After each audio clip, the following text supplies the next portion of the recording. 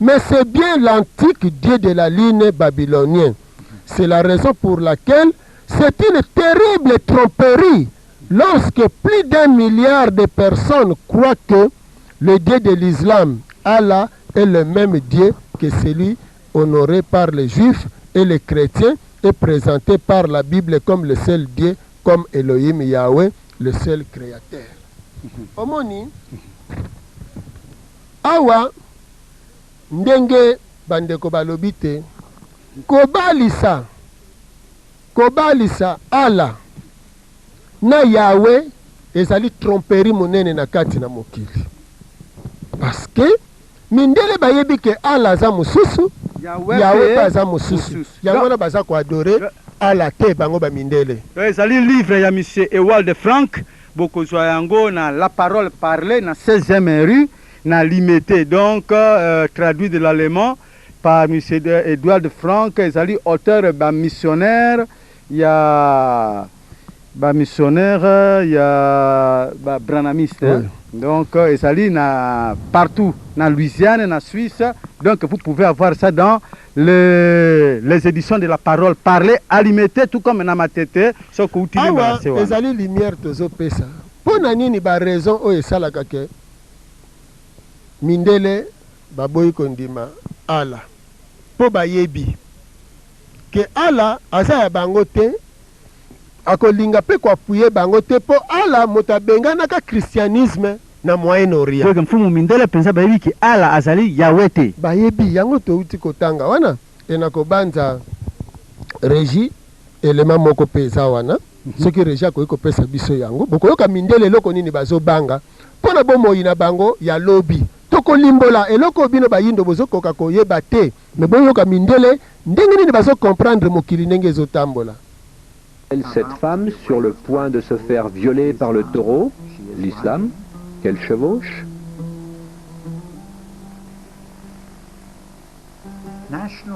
En juin de cette année, de grands journaux nationaux ont annoncé qu'à cause de la politique de la porte ouverte à l'immigration en Belgique, ce pays est devenu le quartier général de l'invasion musulmane. Point de se faire violer par le taureau, l'islam, annoncé qu'à cause de la politique de la porte ouverte à l'immigration en Belgique, ce pays est devenu le quartier général de l'invasion musulmane en Europe. Le centre de commandement des forces militantes de Al-Qaïda se trouve à Bruxelles, où se trouve aussi le centre de commandement de l'Union européenne.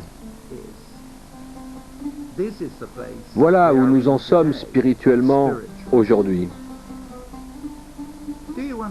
Est-ce que vous réalisez la gravité de la menace de l'islam? Les musulmans adorent Allah, qui, comme nous vous l'avons montré, n'est autre que Baal ou le dieu de la lune.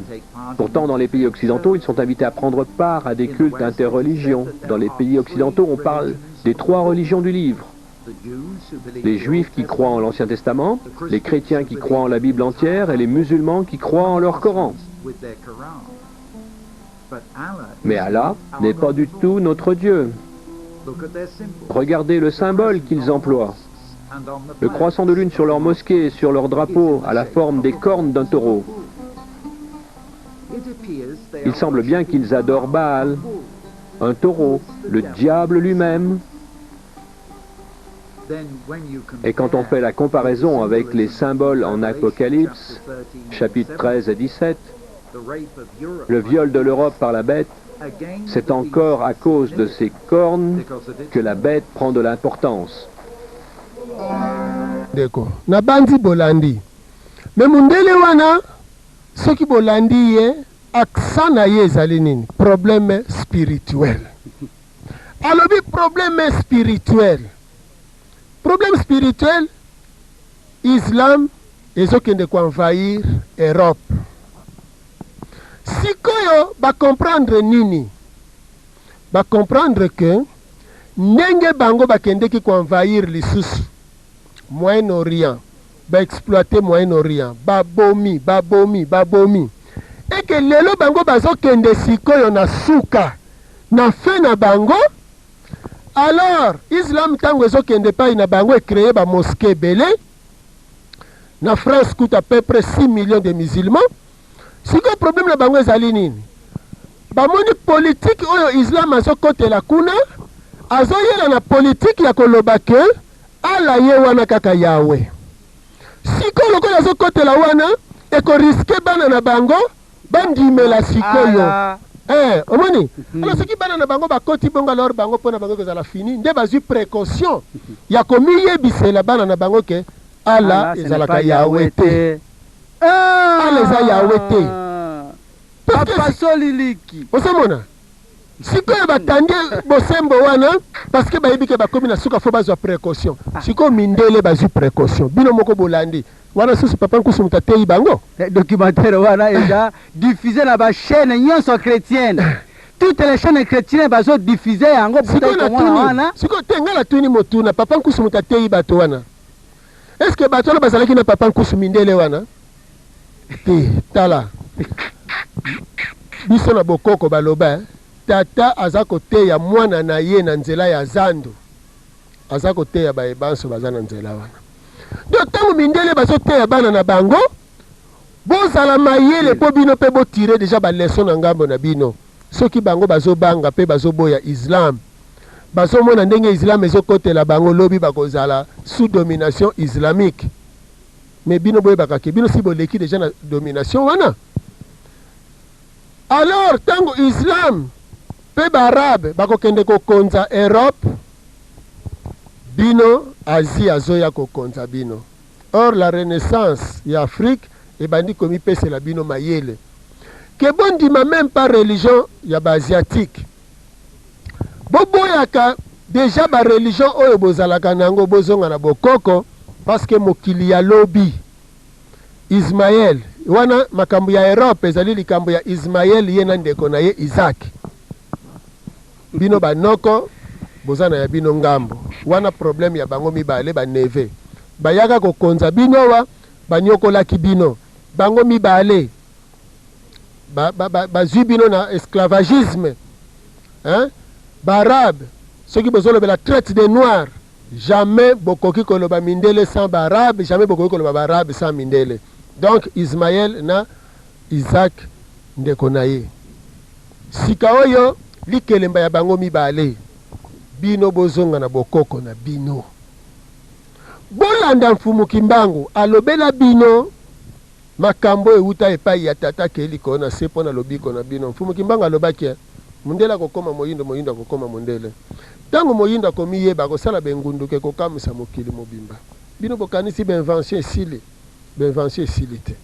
Mais même moyo ezali eza na tina bino pe bokela yango. Alors ndenge nalobaki na ebandeli bokokela kaka na oyo ya bino e na tango bokonzi na bino ebandi kokota na bonzambe na bino nde tango wana bokomona munene ya nzambe na bino.